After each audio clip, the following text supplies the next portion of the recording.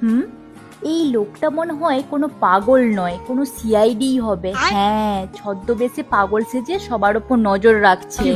ঠিক করে দাঁড়াই বাবা, কোথায় আমাকে দেখে আবার কি ভাববে। এইবার ঠিক আছে। হুম, আচ্ছা, এই কুকুরটা হতেও তো পারে যে আগের জন্মে কেউ আমার ছিল।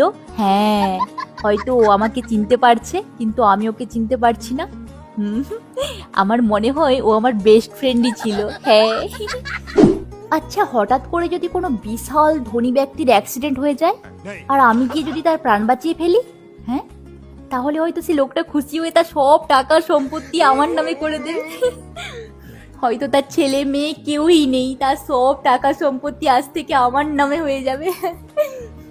কিন্তু আমার বাবা মাকেও নিয়ে যাব, তার প্রাণ বাঁচিয়েছি বলে কথা, আমার বাবা মাকে নিয়ে গেলে কিছু বলবে না।